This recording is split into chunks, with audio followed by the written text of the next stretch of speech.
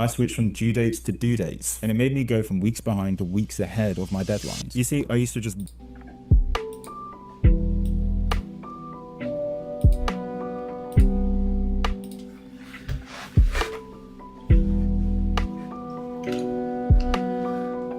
All right.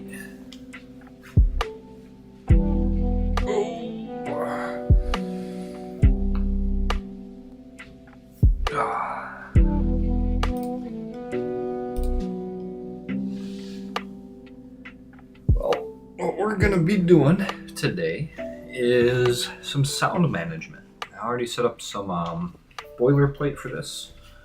We have a sound manager class, allocate some array lists, have a function to pass in a name, a category, so we can load in our music and sounds. Then we're going to set the sounds into a big list. The set sounds function would be called sort of like this, where we'll load in the music, we'll load in the sounds, and we'll set the sounds. So we'll just call this guy here.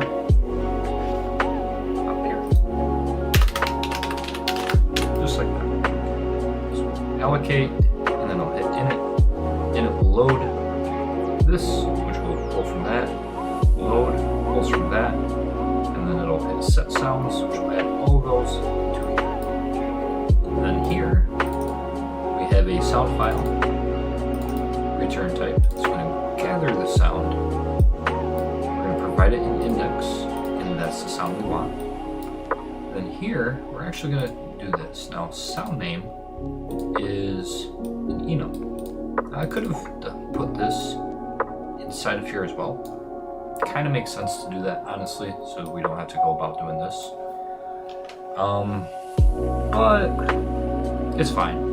That way we can just say play sound, pass in one of those values. So for example, we can be like, yo, play sound of this enum, and it'll play that particular sound. Now we're going to stop and then play. That way, when we, if we have multiple of the same sound, it's going to stop the one that was just playing and play the other. Imagine you got to push an XP into the one, you want the other one to stop first. That is a mistake I made several times. Now the sketch thing here, this is because instead of using, like right in, where would this be at? Here. So usually you'd use like the word this, but this is its own instance. It doesn't know what this is, so we need to reference a p-applet. In this case, we pass in sketch. Technically, I wonder if set sounds needs that little guy. We'll perhaps pass it in through there. So like a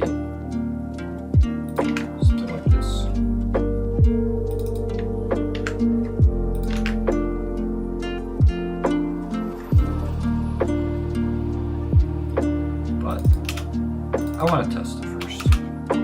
This would be very, very nice if we didn't have to do something like that. You know, boom, boom, boom. One way I'm going to go ahead and do this is real quick. I kind of like to put things up here just as a quick test. Eventually we're going to store Sound Manager inside of our Asset Manager. So here, sound equals Sound Manager, just like that. And here we'll do like sound dot. Actually, we won't do that. We'll just hit play. Aha, no pointer. And yep, right there. It needs to know about the sketch here.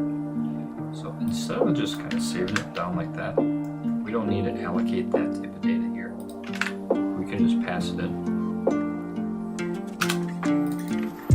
And we're going to pass that in to our init function. So that's going to be p-applet.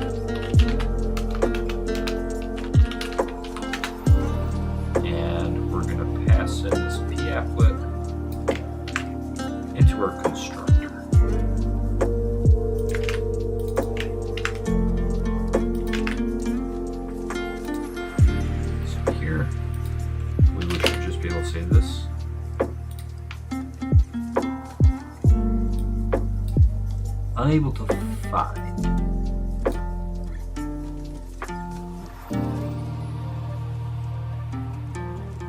Interesting. Looks like I have messed up this here. So it should be.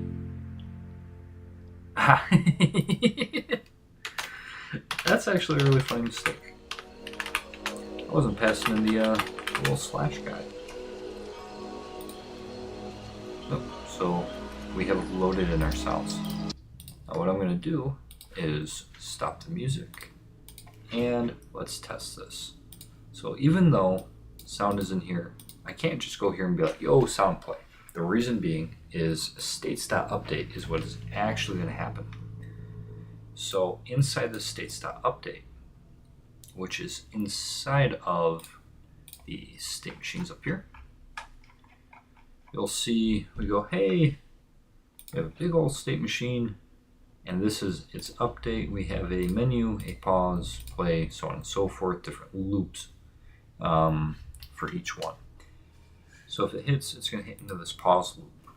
So we simply cannot place it here either. That's okay, because up here in Game Manager, this is where we would play that type of stuff.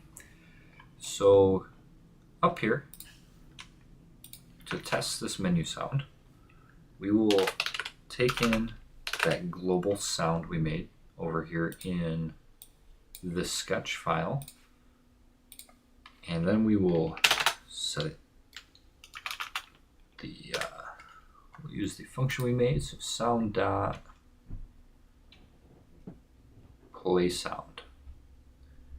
So we'll come over back. Now this play sound, it takes in a sound name, which is an enumerator. This enumerator is global. So we should be able to say just sound name dot menu in this case. So over here, we'll put sound name dot main menu or dot menu. No. All right, let's see if that plays.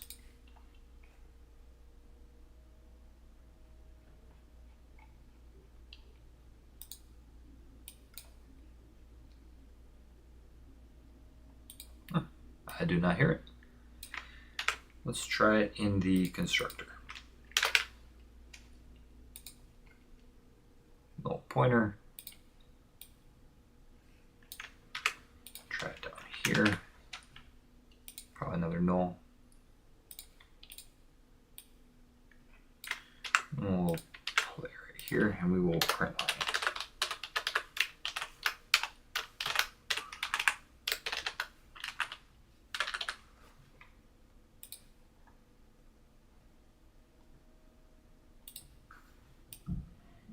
Interesting.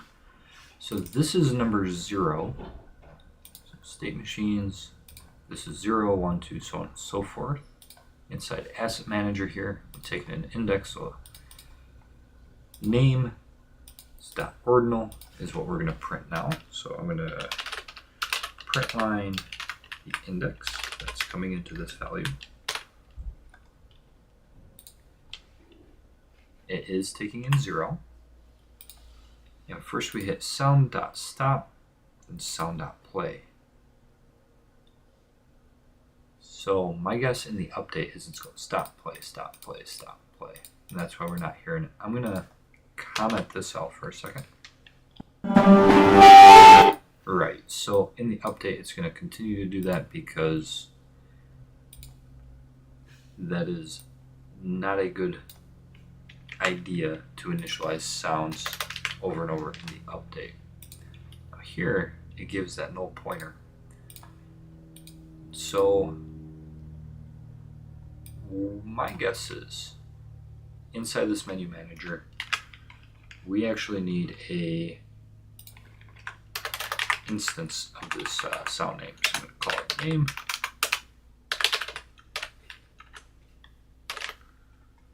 And up here, we'll do name equals sound name dot menu.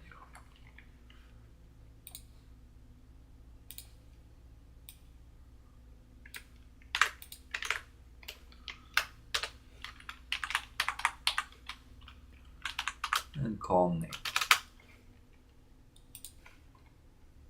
Still a null pointer. So what is sound in this case? Sound is a sound manager. We allocate right here.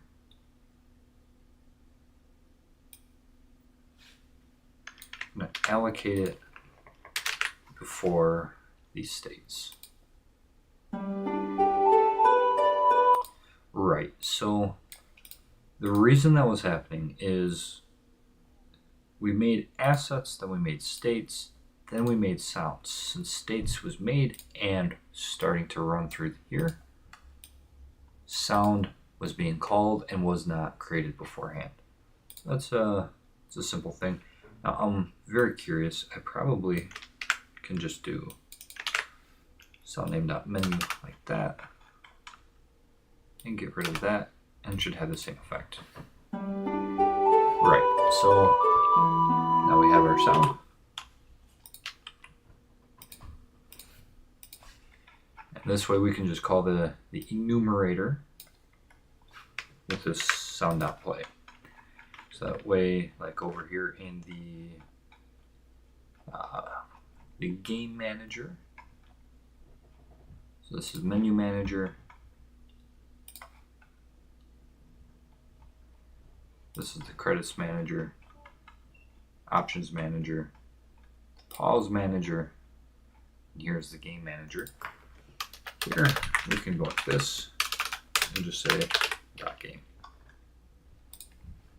So notice, yeah, I'm not a fan of Java either. Unfortunately, I have to do this for school. I really much prefer C and C++. So those are my favorites. So this app here is called Processing. It's a really kind of a really strange. Hello.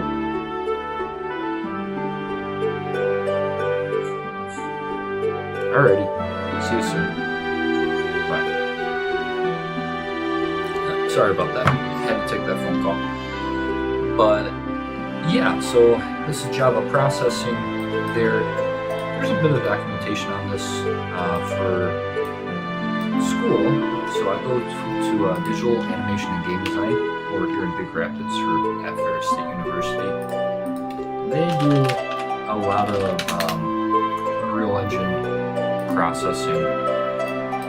Think of it like Pygame, or I'm not sure if you guys have seen any of my other content, but SFML is another similar version to processing. It's just like a window manager.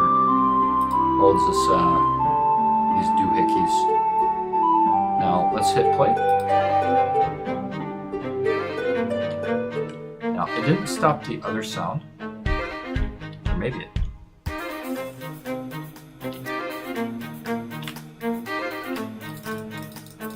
Did. Or maybe the other one just stopped looping. That very well could be it. So this is in this assignment, this is a dungeon crawler. So what we have, just to kind of show a little bit, yeah, the sound definitely is not stopping, and that is interesting. I'm gonna just make a stop sound function. So the reason it's not stopping the sound, I'm not gonna say obvious, but it's kind of a funny thing. Notice how, oh, that actually,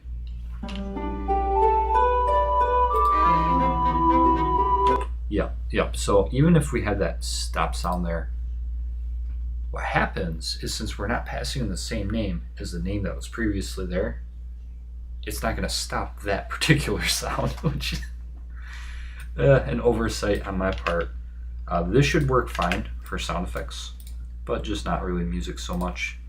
We're going to basically do the same thing here, and we're just going to stop. that. And we're gonna run stop sound over in this game manager. So sound name dot menu.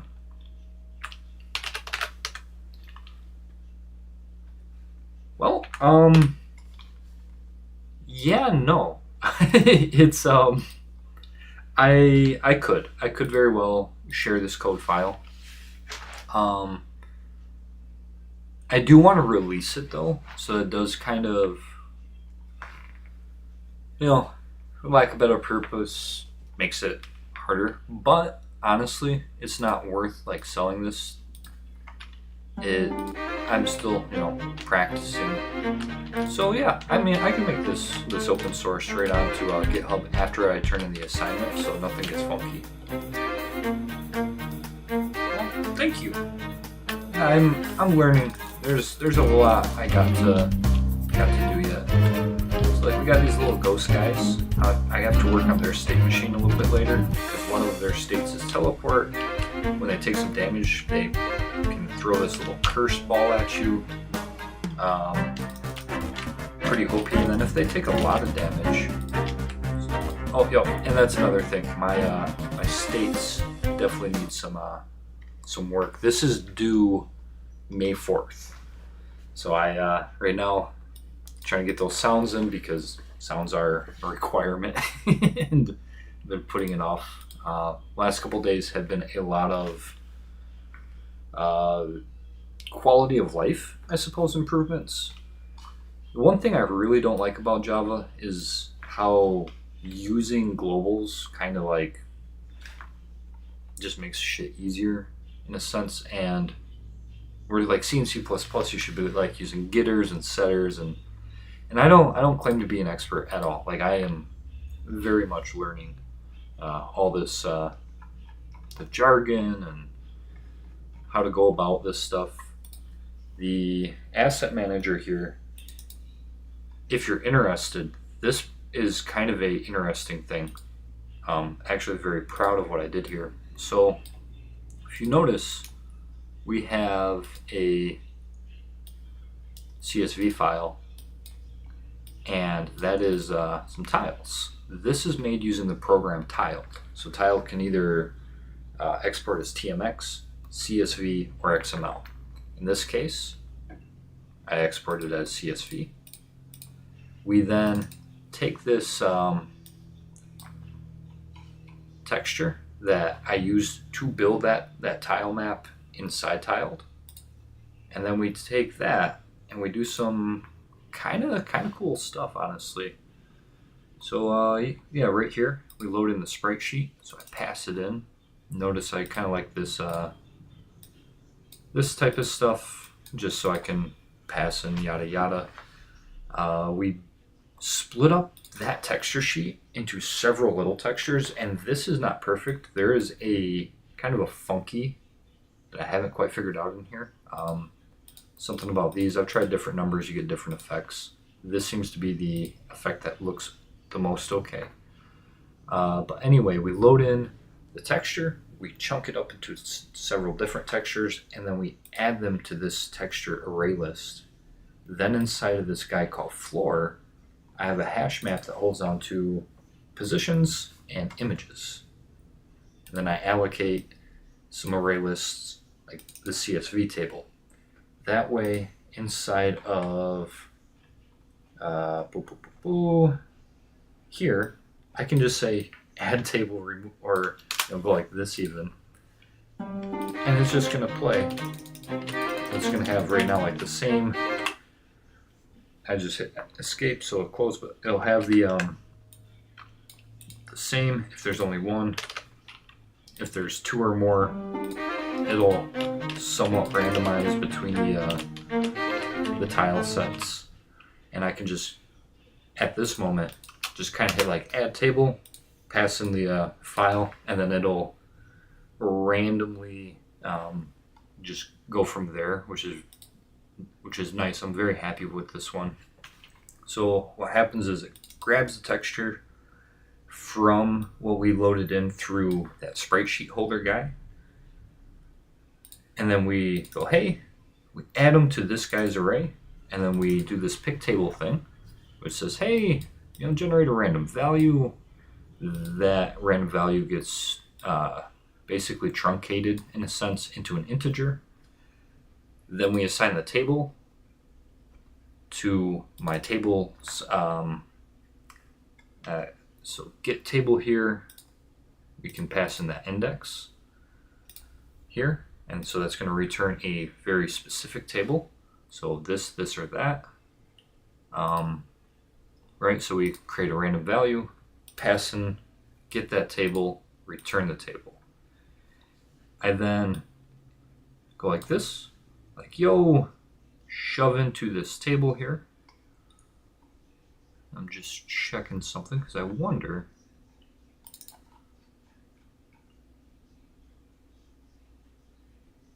Yeah, okay. That's what's happening there.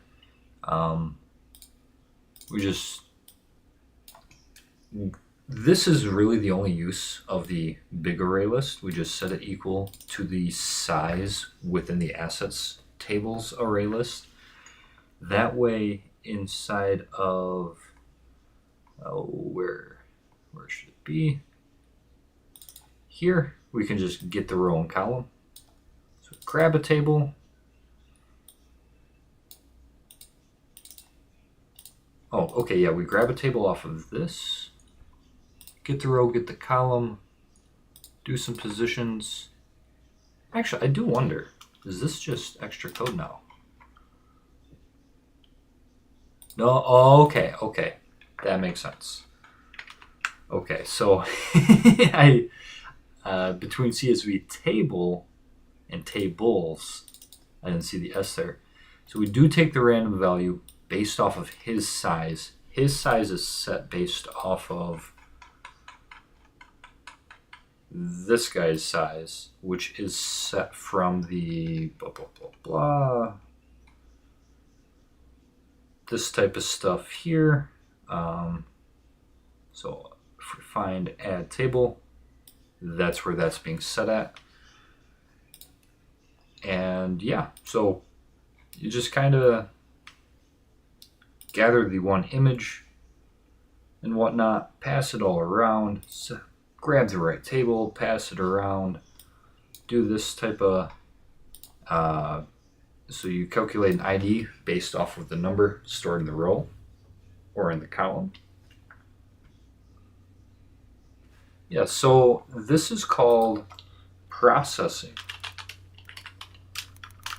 I'll just put this called.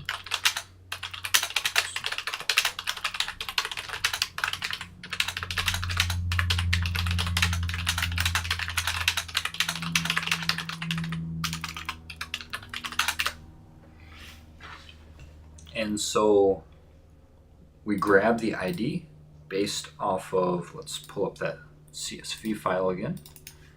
So we'll open this guy. We'll grab the number that's stored inside this little box here. And then we set a position based off of this grid. Yeah, I'm in college. I'm a bit of an older student, but I'm trying to change careers. I used to work as an iron worker, doing a bunch of manual labor. It's not for me. I prefer coding. Then inside draw, we just go, hey, grab the key, grab the value from our hash map, set it into vectors and our image, and draw that image at that vector.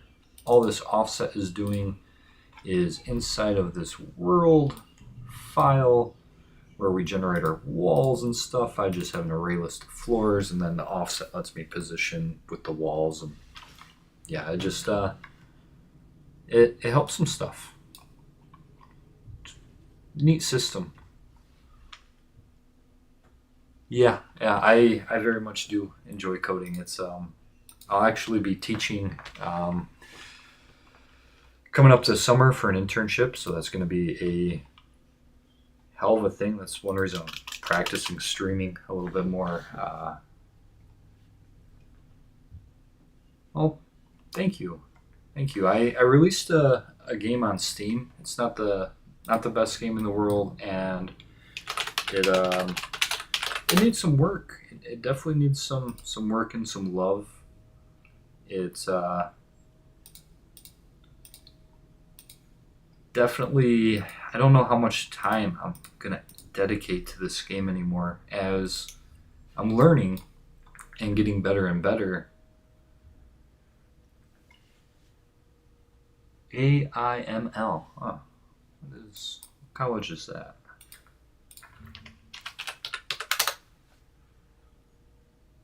Oh.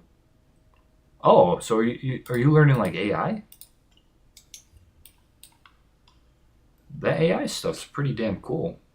A lot of data structures, a bunch of other crazy stuff that large language models and all that. Whew, no, my hat's off to you. That shit's tough, man. That I do use ChatGPT from time to time. I try to use it more of like a rubber duck. Oh, my teacher is from India. His name is Varun Singh Reddy. He's a really good guy. Teaching me a lot, having me really really learn things that I should. Yeah, foreign studies. That's it kind of gets you more worldly, right? Like you get to learn a lot more people, and yeah, yeah, I would say so. I mean, look at your who is it, Gukesh in chess? Is he the world champion now? I think so. Yeah, you guys have hella chess players, hella people who really know what the heck they're doing, and they're dedicated. They're very smart, very nice culture. What I'm going to do here is I'm actually going to pass this p-applet into assets, and we're going to just run all of this straight from one asset manager. So we will do sound manager, sound.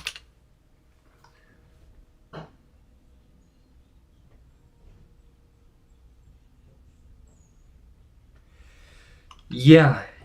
And so for me as an American, I'm actually quite worried. Not in a similar way to students that I'm going to school with. A lot of them, they're worried about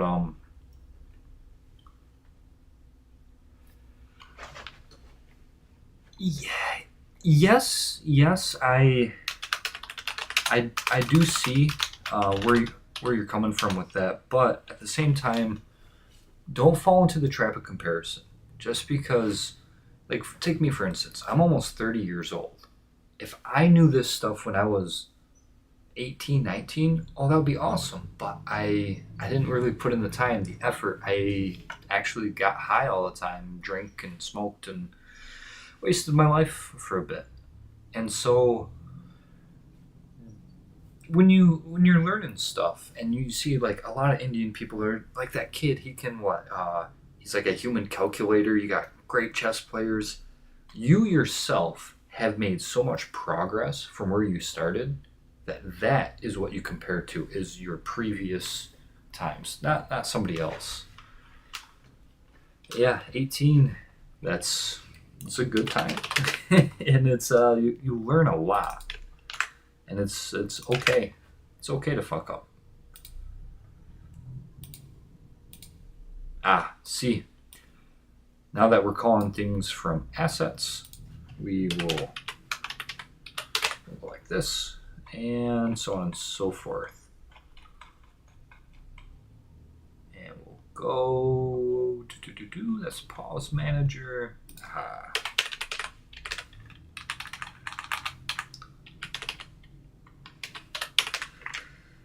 Yeah, I mean, life, man.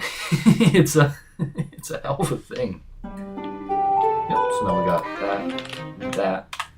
So that seems to be functioning proper. Now we got to do sound effects, right? So I set up here in the sound place all those different sound effects we want to play. We want to play the bow sound when we fire, the chest when you break it open, chest drop, when you shoot the door and open up like the next area.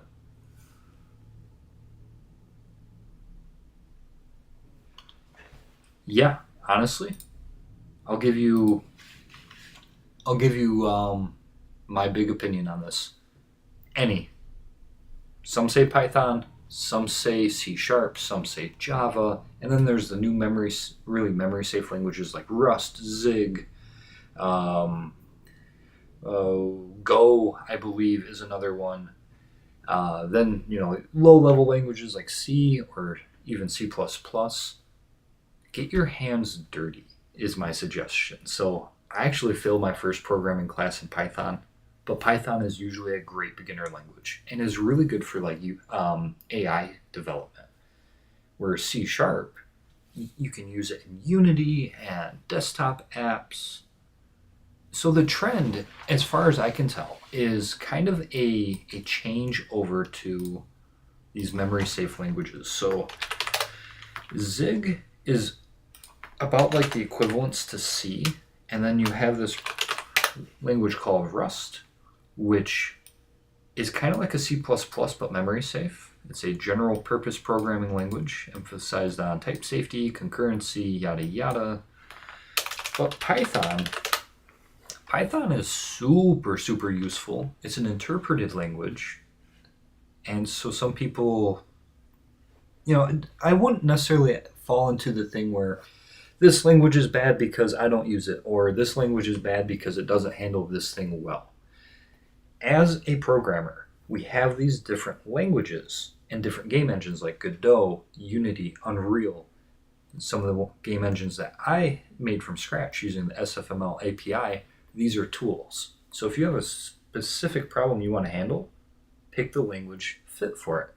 So for example, if I want to build a whole library from scratch and use my own technology, I'm going to use C++ because I can really build up, make my own template library. It's going to take time, but you could do that. And you can use C within C++ very easily. The languages are very mergeable. And then if I was trying to build a game in Unity, I'd use C Sharp because that is its coding language. Godot, it is a game engine that it kind of has like a C Sharp, Python, twisted language called GDScript. But the main thing is use the tool for the problem. So a lot of people in my school, they go, I'm going to make a game in Unreal Engine. That's okay, especially if you're going to learn, but the more proper way is likely, I want to make this game. This game has these things I need to use. What tool available to me is going to allow me to do that thing more efficiently? So take Java here with this. Notice the way I loaded in like that tile map. This was super, super efficient in Java. So Java processing right here, it has a thing called a table, and it also has this XML file thing or class where you can load in XML data and parse through it really well. Then if you take a look at like SFML, that stuff is tricky because when I code it in C++, I would have to write my parser from scratch. Let's say you have a deadline and you can't spend that time to be like, I want this in my game, but I have a limited time frame to do it. In this case, Java is better because it allowed the solution quicker. Now, one language to another, it's like English to Spanish to French.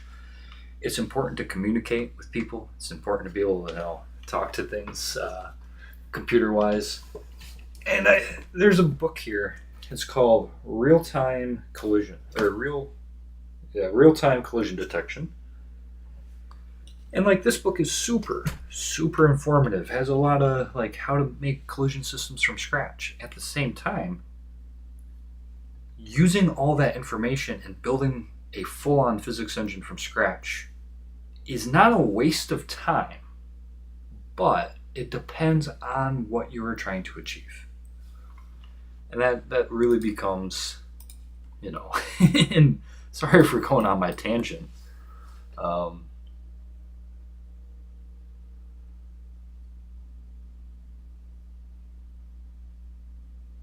And I like the headache in the process, and I'm ready to do it the hard way or smart way. Yeah, I mean, I would first take a look at Python. Python's smooth. It has a game library called Pygame.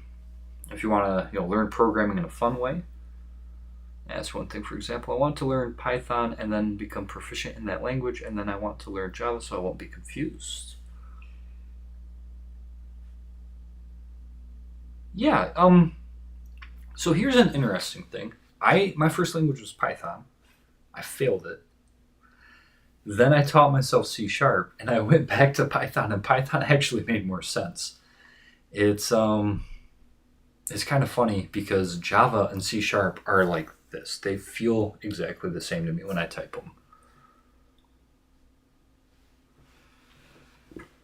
Yeah. The thing with Python is the dunder statements give me. So like, pretend this is Python here.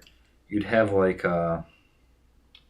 what even is it? It's like you have functions like this, or you don't even have those. You have like a colon, right? And then you got some weird like things like that. I see often, or no, that's got to be like a thing again like that. It doesn't even have semicolons, so it becomes.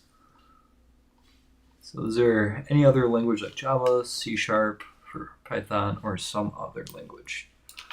Yeah, I would really start with. Well, let me ask you. What is the problem you're trying to solve? Or not necessarily the problem, but what, I guess like you're trying to solve getting ready for the industry, learning as much as you can. So I would say make a very small project in Python, make a very small project in C#. What you learn from that is going to propel you. Then, after you do that, make another project in Python. Same size, don't try to increase the scope yet. Same size, nice little project. And then make another in C#. So you do it, boom, boom, boom, boom. At this point, try it in Java.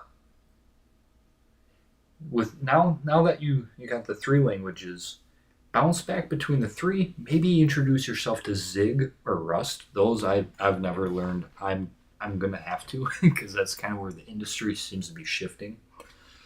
But nobody cares if you're really good at one language. Absolutely nobody. They want to see if you can learn. So there's industries where they provide their own game engine, like Frostbite, so on and so forth, that you're going to have to learn on the spot. So I'm trying to find a subtle field so that in the future I don't have to change fields again and again. Right. So one of the things that a lot of students I go to school with are worried about, because we're in digital animation and game design, and with the rise of AI can now do picture or make art and make games and all kinds of stuff to some extent. And so there is that fear of being replaced and not having a job. And then if you look at software engineers, they have a high suicide rate and they're paid a lot.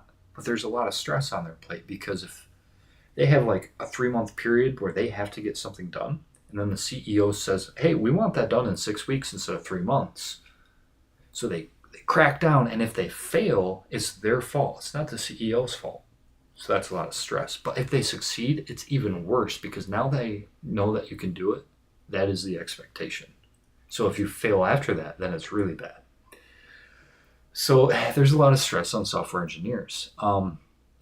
Depending on Yeah. So depending on your what you what your goal is, what your stress levels can take, just remember when the printing press came out a long time ago from the Chinese, it didn't take away people's jobs. It gave people new jobs. So now that AI is coming out, it's not necessarily going to take away people's jobs. Our jobs are going to change. You either grow with the times or the times outgrow you. So my dad, he doesn't know how to read or write. He lived on a farm. He never really cared to learn how to read or write. And he doesn't know computer stuff at all. So that stuff quite literally outpaced him, and he can't really comprehend much of it, which he's later in life. He's almost 70 now, and that's probably okay within his lifetime now. But try to stay with the technology, no matter what fields you're going into. Yeah, I'm worried here in America. It's with the current presidency and the other political stuff. It's not necessarily the best time. Like they say, oh, it's America. We're one of the biggest, United States. We're like a third world country. Like I'm living in poverty, going to school, worried that they're going to take away my federal funding so that I have to go work at a factory 9 to 5 to just scrape by enough to afford rent, food, car, all this stuff. Can you run one of the Python programs on your stream if possible? Yeah, I can next time. So let's go. Today's Sunday.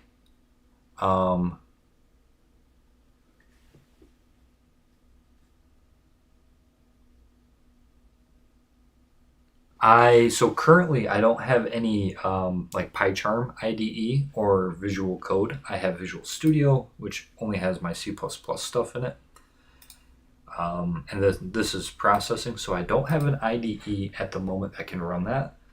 But if you paste it into the chat, I'll do a video. It won't be live. I'll actually post the physical video.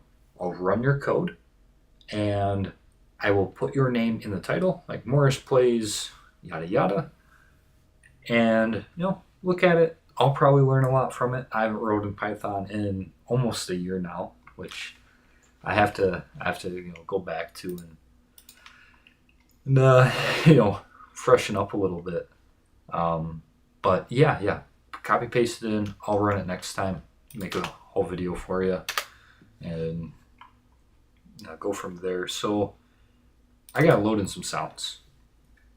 So I'm gonna go over to where we shoot this bow at.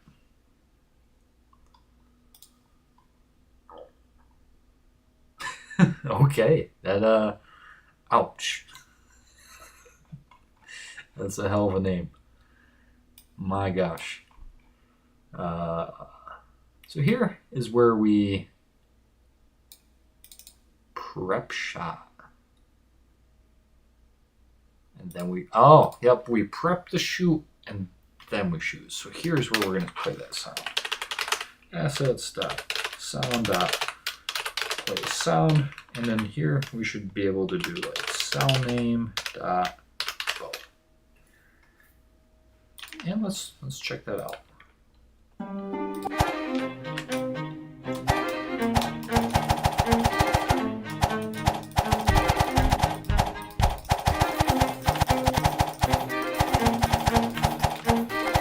Now one thing I noticed a couple days ago, the bow offset is coming out of this feed.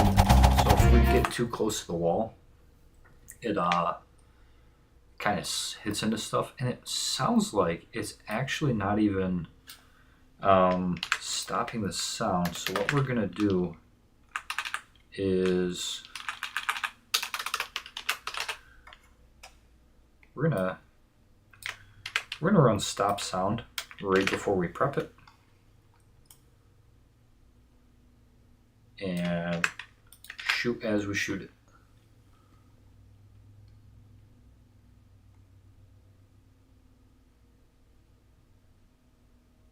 Wow. Friction. That's pretty impressive. Yeah, I go ahead and I don't know if you have a GitHub, because if you have GitHub here, you can upload your code to here and then send me the GitHub repository.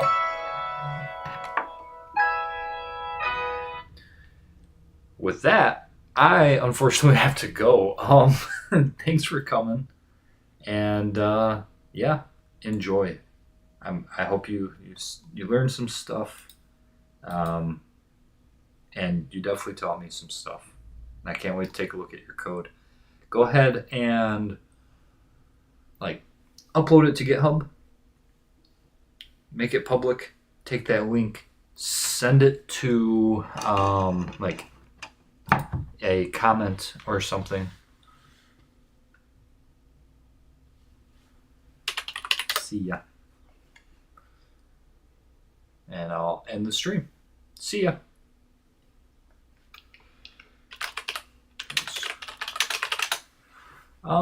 Let's see.